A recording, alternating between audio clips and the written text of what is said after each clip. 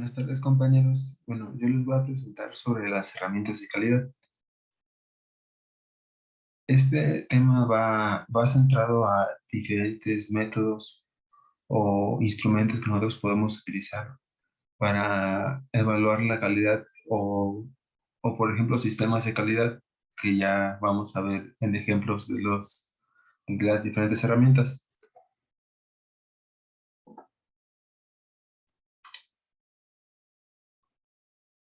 Ok, bueno, primero vamos a responder la pregunta: ¿qué son las herramientas de calidad y en qué se usan?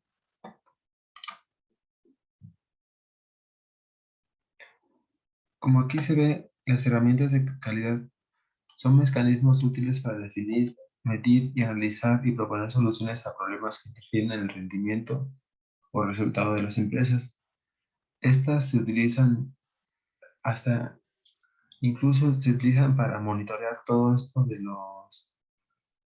los sistemas de calidad, como por ejemplo, ya cuando son empresas muy automatizadas, en todo eso se ocupan y se utilizan hasta para las planeaciones previas para echar a andar la empresa. Las cu- con estas herramientas de calidad podemos establecer métodos más elaborados para la resolución de hechos y datos. Esto, el propósito de todas estas herramientas de calidad es el aumentar la tasa de éxito de los planes de acción, o en caso de encontrar alguna falla o, por ejemplo, alguna banda transportadora que tenga ciertos artículos defectuosos en determinado tiempo, también para ayudar a entender cómo solucionar esto y así eficientizar de mejor manera el control de calidad. Y aquí, por ejemplo, tenemos algunos de los que vamos a estar explicando en las siguientes diapositivas. Tenemos, por ejemplo, vamos a tener el diagrama de flujo, el histograma, el diagrama de dispersión y, por ejemplo, la distribución binomial y la calidad que se ve reflejada en una campana de Gauss.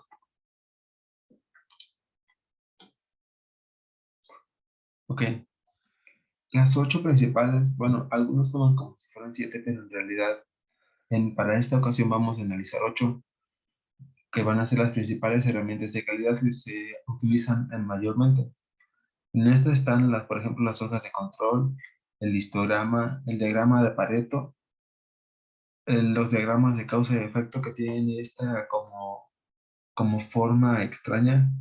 No sé si lo alcancen a ver, pero tienen, de hecho, esos diagramas de causa y efecto fueron como inspirados, bueno, la forma en cómo están hechos, fueron inspirados en el esqueleto de un pez.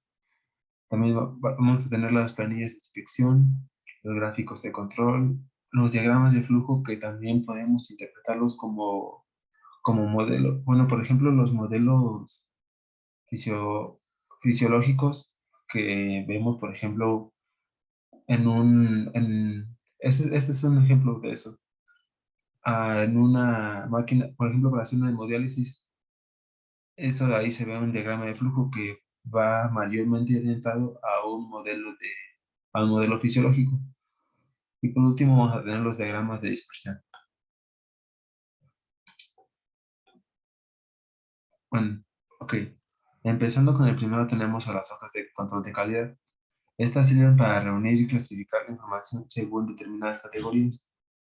Esto más que nada se refiere a cómo encasillar cada actividad dependiendo de parámetros o ciertos estándares que nosotros establezcamos.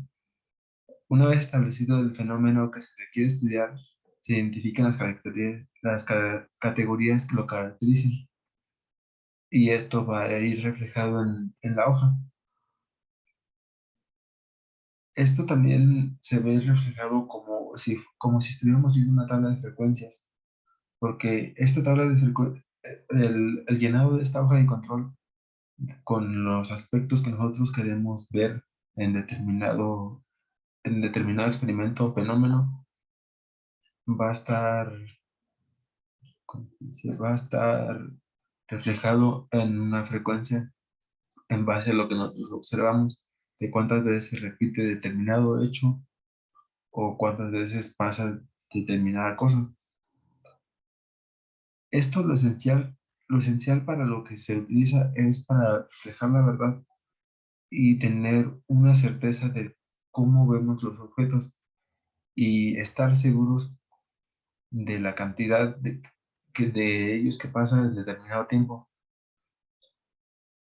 Tiene muchas funciones en sí porque se podría decir que es una herramienta sencilla que sirve para muchas cosas, pero principalmente se utiliza para hacer más fácil la recopilación de datos y realizarla de forma que pueda ser usada fácilmente para analizarlos automáticamente. De hecho, algunos ejemplos hasta los ponen en códigos binarios como en tablas de Excel o en otros sistemas para leerlos en automático y ya no estar como que ya no se necesita de una supervisión humana, que simplemente una máquina lee todos los parámetros y la tabla de frecuencias y ya te puedes empezar a sacar conclusiones o mínimo adelantarte algunas para que tú puedas analizarlas correctamente y ahora sí observar cómo puedes proceder. Ese es un ejemplo también, pero les digo, es algo relativamente sencillo, pero muy fundamental, porque te dice la cantidad de cada vez que pasa una cosa y otra.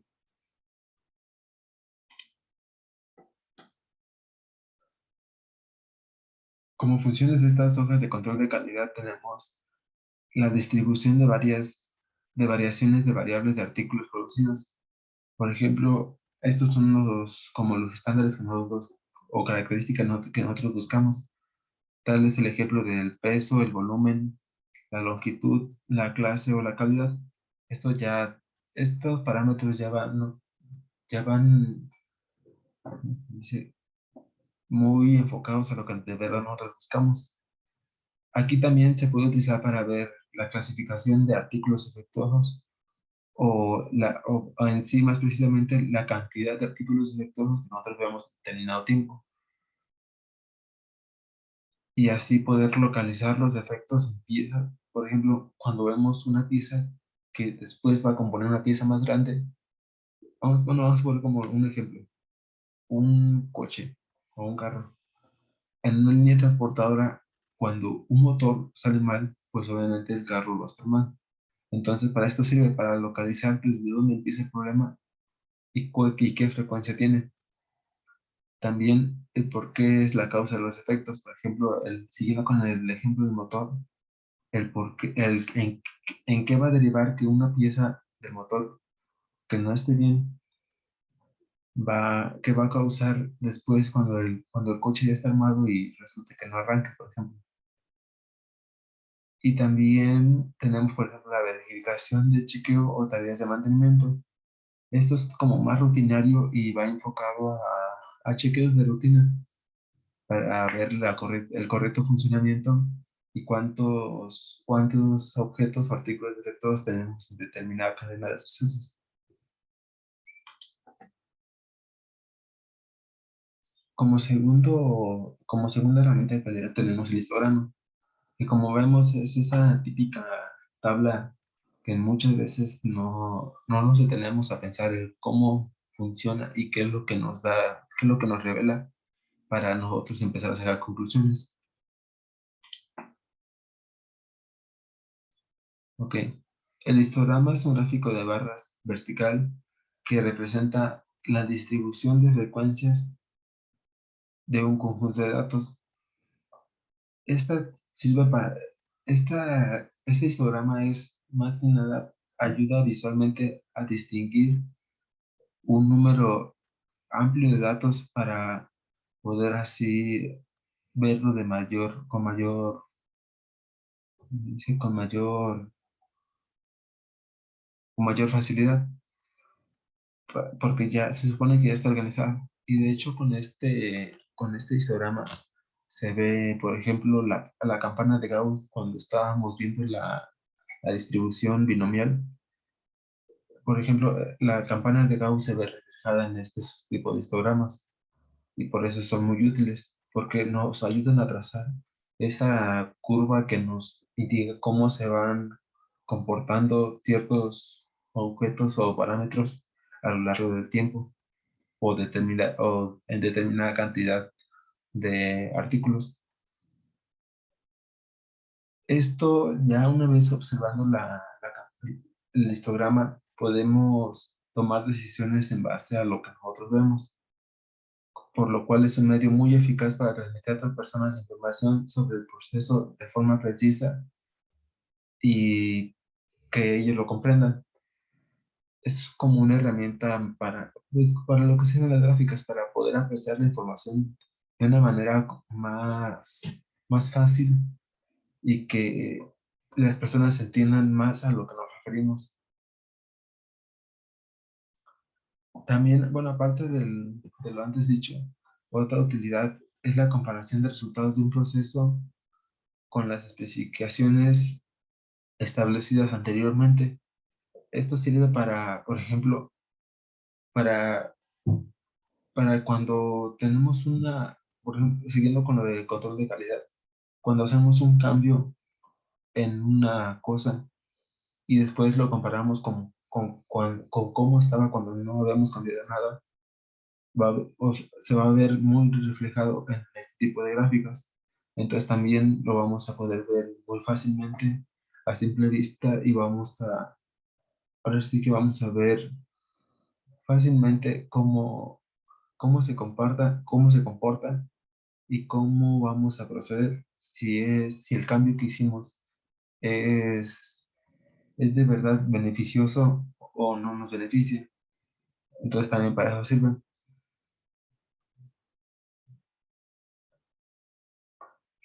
Y sí, bueno, más que nada es para eso, para comparaciones y para poder presentar información de una forma más fácil y que el público la entienda. Y que también aunque sea en un público especializado, pero de todos modos, al ver la información de forma más fácil y más como viendo bien cómo se comporta esta información, sacar conclusiones que de verdad se sirvan. Las ventajas de esta sería una construcción que ayudaría a comprender la tendencia central, que esa es las medidas de tendencia central, por ejemplo, las de dispersión y las frecuencias relativas de distintos valores.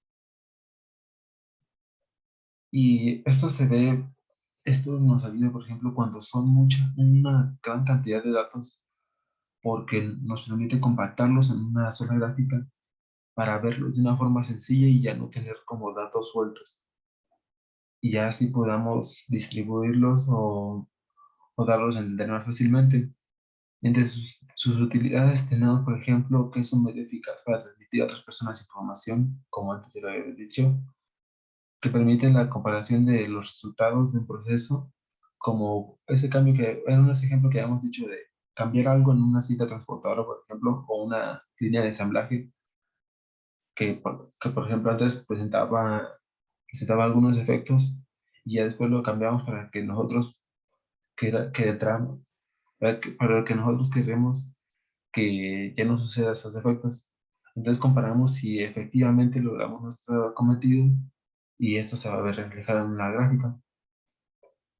Por ejemplo, es una de las utilidades precisamente eso, dar a entender o poder ver si los cambios que hemos hecho en determinado proceso ayudaron en algo o si determinan algo más en nuestra línea de producción. Sí, pues esto es en sí, en conclusión podemos decir que las grandes utilidades de los histogramas es eso, y recabar información y presentarlo de una manera mucho más fácil y compacta, y el poder comparar distintas, distintas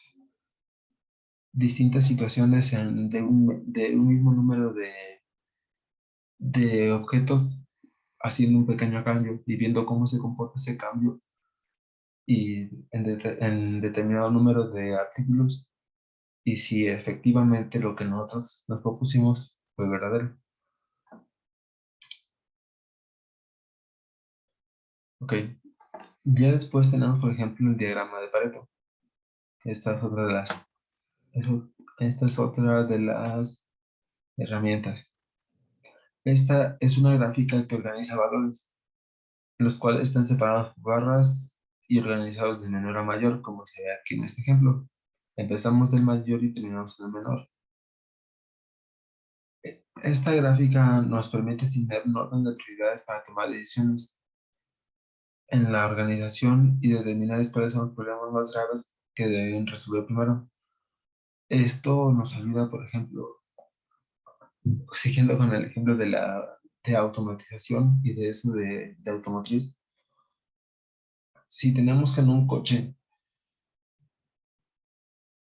no sirve el motor, o sea, uno de nuestros problemas es que no sirve el motor y otro de nuestros problemas es que no sirve que por ejemplo no sirve el material eléctrico que por ejemplo hace que sube y baje en las ventanas y es un coche automático que pues, vamos a tener que jerarquizar nuestras prioridades, porque obviamente podemos vivir sin la comodidad de tener a la mano el poder bajar y subir los vidrios, pero no podemos sacrificar, por ejemplo, la integridad del motor.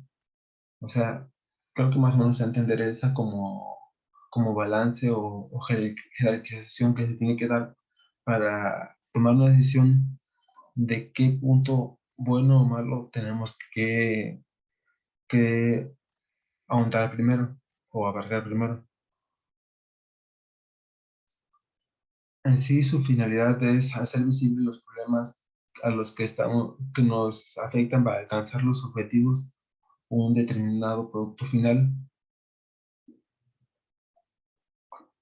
en una empresa o en una línea de producción para reducir las pérdidas que determinado problema nos está ocasionando.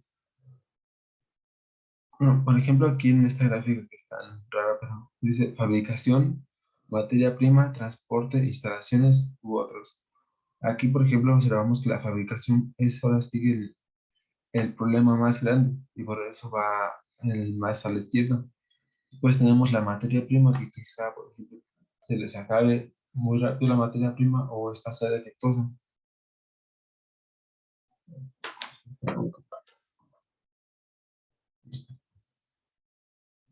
Por ejemplo, el transporte, ya como la distribución. En las instalaciones, pues sería quizá mejor equipamiento para la empresa o algo así. Pero aquí, por ejemplo, tenemos que la fabricación o el cómo se está fabricando todas las cosas es el problema más grave. Y aquí tenemos qué tanto influye. Así que eso va a ser esa va a ser la prioridad que tenemos que resolver primero. Ahora aquí tenemos, por ejemplo, bueno, vamos a empezar con las ventajas. Las ventajas es que al ver y jerarquizar los problemas de una empresa, podemos hacer que la empresa mejore continuamente viendo sus puntos débiles. También podemos optimizar el esfuerzo y el tiempo para concentrarse en un aspecto o varios aspectos, pero ir de forma escalonada para resolverlos uno a uno y que sea de manera ordenada y, y atacando primero a lo más importante y que nos crea mayor conflicto. Esta ahora sí que es una herramienta como muy de automatización a la hora de tomar una decisión de qué problema atacar primero. Pero también tenemos otras áreas de uso, por ejemplo, en la producción, cuando el 20% del proceso de una empresa genera el 80% de sus productos o servicios. Esa es como una relación de 80-20 más o menos, estos ejemplos. También, por ejemplo, tenemos la gerencia, cuando el 80% del éxito de la empresa proviene del 20% de sus empleados. Esa es una relación. En control de calidad, cuando el 20% afecta al 80% de los procesos. Obviamente, si una minoría afecta a la mayoría, pues vamos a tratar de atacar ese problema primero de la minería. Pues sí hay varios usos, pero sí es muy como más apegada a automatización, pero eso no significa que lo podemos hacer a pequeñas escalas. Entonces, sí sirve mucho para jerarquizar. Después tenemos los diagramas de causa-efecto que tienen esta forma de lograda de, como de un esqueleto de pescado. Bueno, este método sirve para crear y clasificar ideas o hipótesis de sobre las causas de un determinado problema de manera gráfica.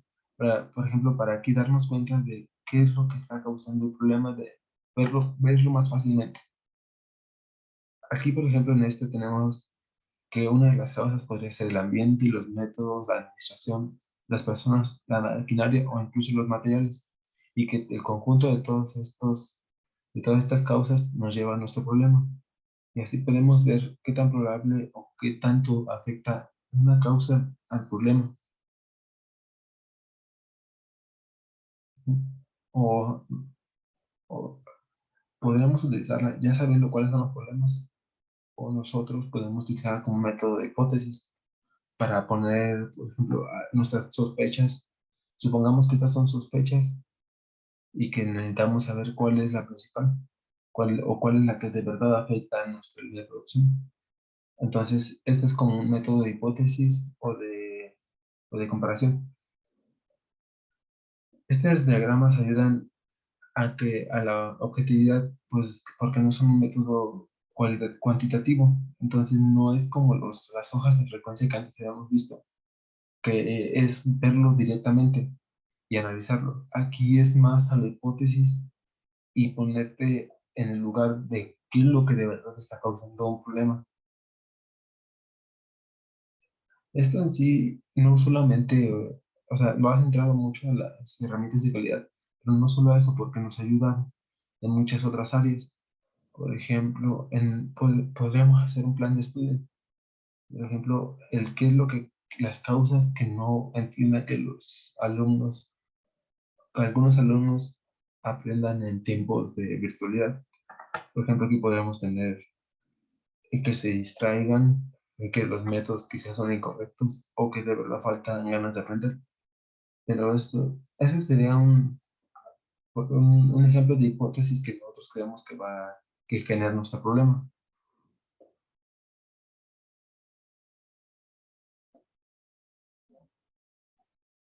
Esto podemos, pues sí, lo utilizamos para hacer un consenso de qué son las causas y cómo influyen en nuestro problema. Así, esto es más objetivo que cuantitativo. Nosotros lo podemos contar es más a la interpretación y poder nosotros ver cómo se comportan los problemas y ver cuál de verdad es el problema es la causa que está causando los problemas. Es muy útil, la verdad, para buscar el qué es lo que falla en un determinado sistema. Ya después tenemos las plantillas de inspección. Estas son, estas son lo contrario a las otras, porque estas sí son muy objetivas, porque son herramientas para recopilar datos en el tiempo en que nosotros lo estamos viendo, o el tiempo en el que se registra. Esta consiste en generar una tabla con un encabezado al cual se registra la actividad a controlar o cierto parámetro. Y el encargado de recoger los datos va a ver esto para, para ver lo que está pasando. Y al final esto también sirve como una herramienta de comparación, porque podemos ver cómo se comportan en determinado tiempo. Por ejemplo, lo podemos medir hoy a mediodía y mañana a mediodía y ver si se sigue comportando igual, comparando un día con otro a la misma hora y supone que todos los procesos van a ser iguales, a menos que nosotros queramos comparar como con la anterior. que nosotros queramos comparar cómo si hacemos un cambio y cómo influye y si podemos, y si ese cambio que hacemos puede generar que que por ejemplo si tenemos un parámetro que nosotros buscamos que está abajo y queremos que esté más alto y lo tratamos de corregir, ver si esa corrección que nosotros hacemos realmente influye y si nos ayuda en nuestro cometido. Algunos ejemplos de estas tenemos, por ejemplo, el checklist, que es para que es como un instructivo, porque sirve para controlar que no se olviden de ningún paso. Es como si fuera un recetario. Suena algo burdo, pero más o menos por ahí va, porque nos permite, como por ejemplo, hacer un chequeo de determinados, como si fuera un método científico, que de hecho va a ser, es como parecido a un diagrama de flujo, pero eso lo vamos a ver más adelante. Entonces nos sirve como para recordar con los determinados pasos para hacer una cosa. Después tenemos el de frecuencia, que es parecida a la tabla anterior. Esta es una de frecuencias. Esta es una fila o columna que controla los aspectos en cuanto a cómo aparecen, sin la frecuencia en cuanto aparece determinado dato. Esto se ve reflejado en un contador que podemos ver en la columna o en la fila, en la que corresponde a la cantidad de veces que aparece dicha característica. Es muy parecido a solamente contar y registrar. Después tenemos las plantillas de medición, que esto va muy apegado. Por ejemplo, podemos verlo en un aparato de biomedicina. En, por ejemplo, ¿cómo se dice? Bueno, los que se utilizan para desinfectar el material de quirófano. No me acuerdo el nombre, pero o sea, algo así.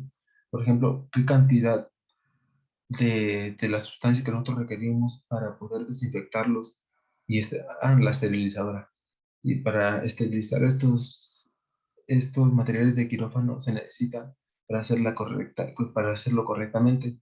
Entonces esto nos sirve para indicarle a nuestro equipo las medidas que debe de hacer o debe de tener para determinada cantidad de objetos.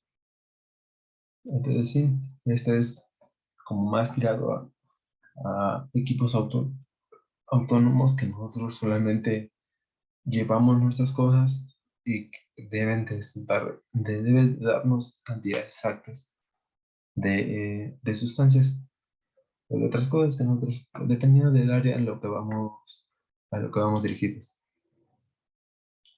Después tenemos las gráficas de control. Estas gráficas se ven muy raras, pero ya las explicamos. Este es un diagrama que sirve para examinar si un proceso se encuentra en condiciones estables y para ver si esta condición estable se mantiene. Este se parece mucho a un diagrama de dispersión porque nos ayuda a ver como la varianza en determinados puntos del control o números de piezas que se mantienen en condiciones estables. Que esto se ve reflejado en la condición estable se refleja en este valor central, en esta línea, que sería, por decirlo, lo óptimo. Y aquí nosotros optamos por tener también límites, que van a ser como los parámetros de adaptación, digo, de nuestros parámetros de aceptación de calidad. Esos van a ser los parámetros, por ejemplo, el límite inferior o el límite superior. Nosotros lo vamos no, va a quedar a nuestra disposición de ahora sí que cuántas fallas aceptamos o qué tan defectuoso, qué tan defectuoso un artículo aceptamos. Si es un defecto pequeño, pues lo podemos utilizar, pero si es un defecto que afecte mucho a la calidad de a la calidad o al funcionamiento, pues obviamente no podemos aceptar. Y estos se llaman puntos fuera del control, que ya serían datos o artículos que ya no podemos aceptar. Estos sirven para determinar el estado de control de un proceso y para diagnosticar el comportamiento del proceso en base al tiempo. Este también se puede utilizar para ver si el proceso empeora o mejora en base al tiempo. Entonces sí, este es como una herramienta para ver cómo se comporta y si los artículos están dentro de nuestros parámetros.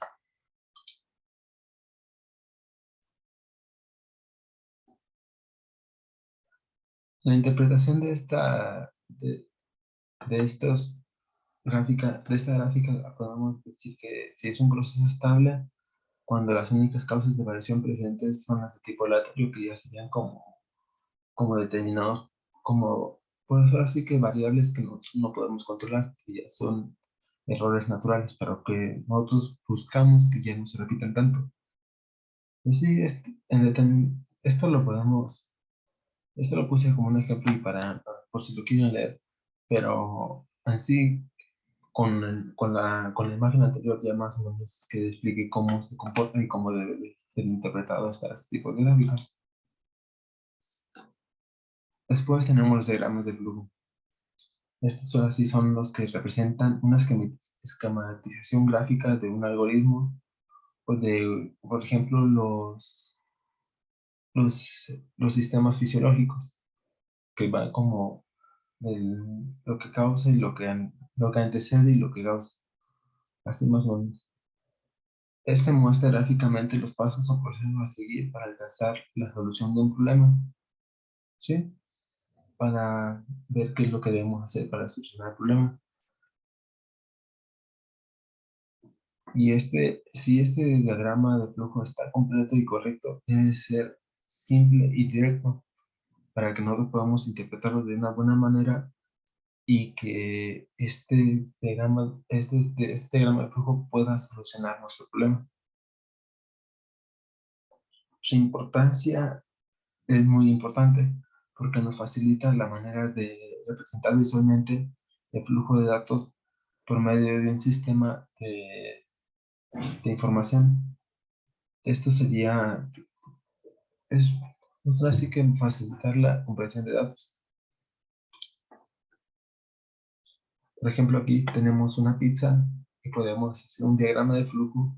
Por ejemplo, si la pizza se nos quema, de cómo este diagrama, podemos hacer el diagrama de flujo de por qué la pizza se nos quema. Por ejemplo, podemos ponernos de nuestra hipótesis que si el horno está muy caliente o el queso es un queso que se gratina muy fácilmente.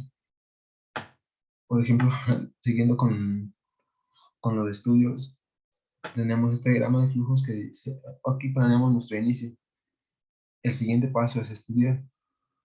Ya después de estudiar, se supone que debemos de poder resolver problemas. Si hemos aprendido, entonces ahí termina ya le damos fin a nuestro problema. Y si no hemos aprendido, regresamos otra vez a estudiar y lo repetimos hasta que sí aprendamos. Sería un buen ejemplo. Ya después tenemos los diagramas de dispersión. Estos diagramas de dispersión permiten estudiar las relaciones entre conjuntos de datos que aparecen en pares. Estos te sirve también como para un rango a ver, son parecidos.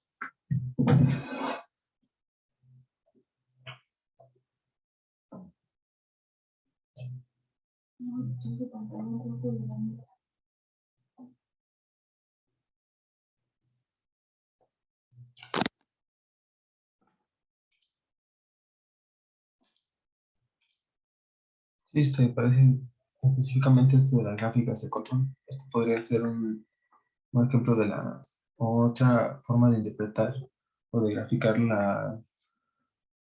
nuestra gráfica de dispersión.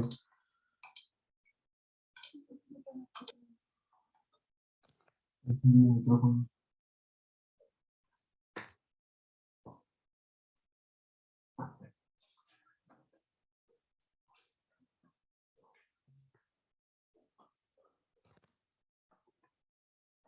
Sí, esto sería más o menos. Después tenemos la certificación.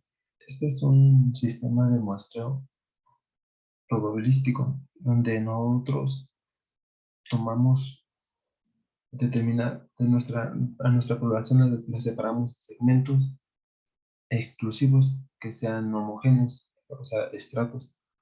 Y luego de estos segmentos o estratos podemos nosotros agarrar otra muestra aleatoria que se relacione con dicho segmento.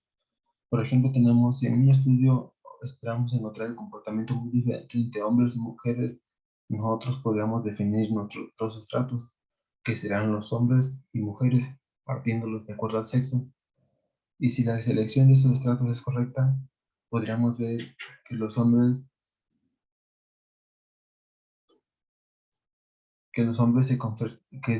se comportan de forma muy parecida entre ellos y que las mujeres también deben de comportarse de manera muy parecida entre ellas.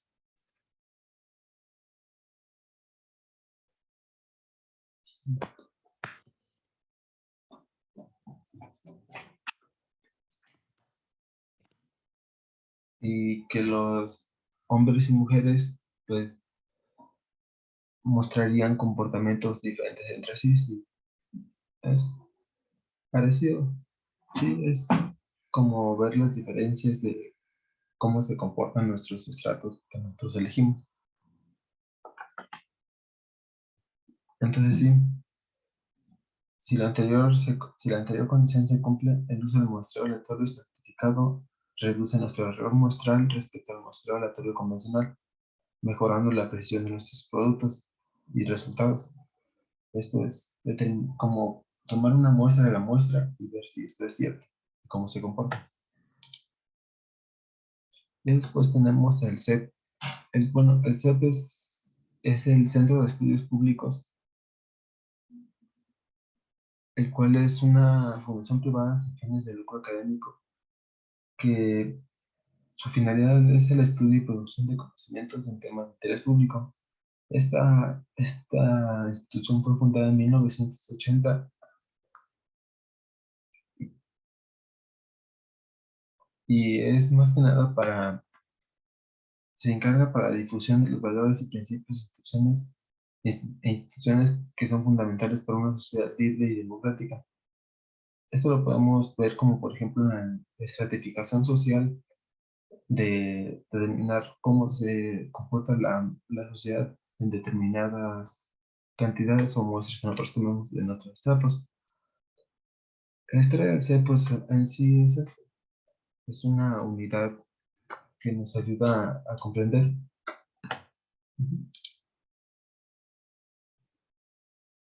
Ya después tenemos, por ejemplo, la distribución normal y calidad. La distribución normal y calidad van muy relacionadas.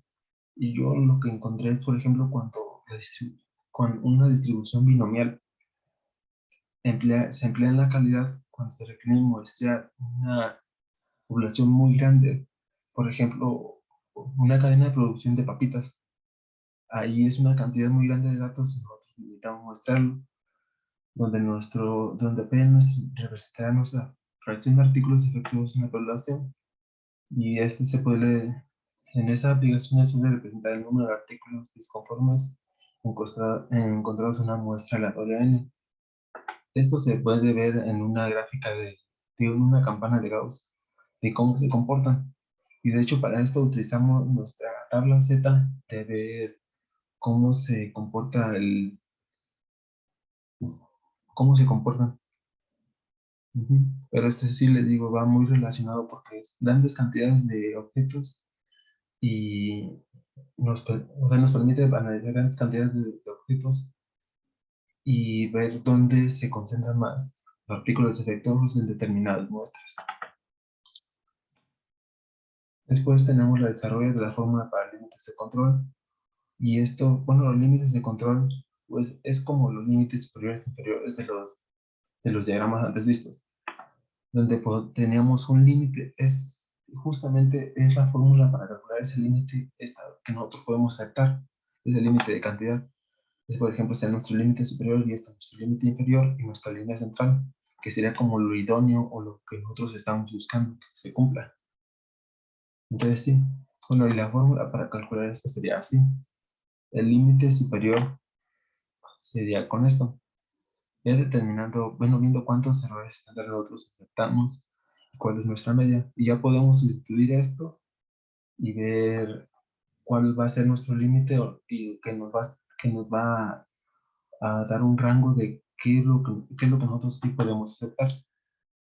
Y por último tenemos las referencias. Espero que le hayan entendido a esta presentación. Traté de poner ejemplos aplicados a la biomédica y ejemplos no tan aplicados para que así se pueda ver de manera más fácil, como por ejemplo las papas. Bueno, espero que les guste y gracias por prestar su atención.